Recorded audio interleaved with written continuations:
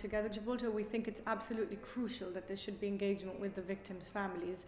Obviously, in a place like Gibraltar, it's even more important than in any other country or capital city. And if in a place like the UK, there are already procedures and measures for the families of victims of crimes, especially in this case that we're discussing, pedophilia, are engaged in the process, and there is a mechanism for them to put out their issues, their reasons, and their effects of crimes, ranging from financial effects, emotional effects, mental and sexual effects on the victims or the victims' families.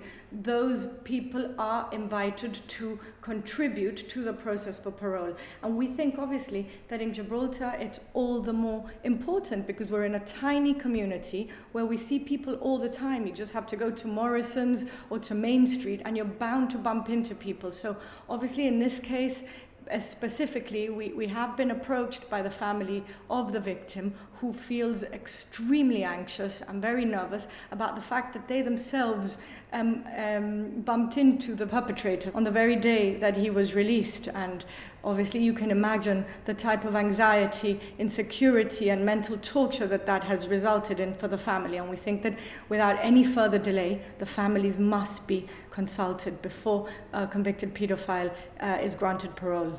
You mentioned the shock of suddenly being confronted with the perpetrator, but also perhaps with the aim of giving the victim a chance to influence the parole board's decision, perhaps even overturn it.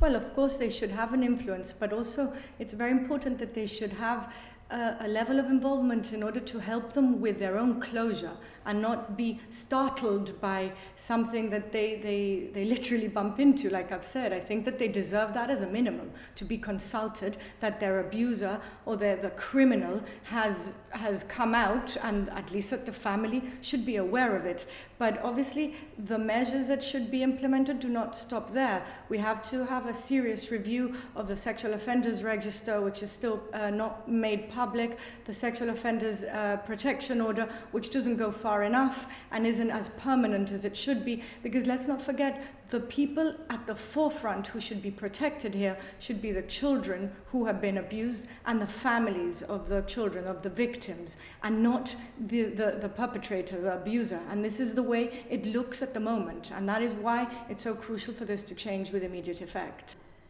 Well, in November 2017, the government said reforms which include eligibility for parole were the first thing on the Law Commission's agenda. Here we are, over a year later, still having the same conversation. Well, if it was the first matter a year and 3 months ago, I don't understand what exactly they've been doing for a year and 3 months, and I don't think that the parole board can get away with saying it's got anything to do with Brexit this time. So I think, to be honest, they've fallen short of protecting the victims, of making sure that this community is safer.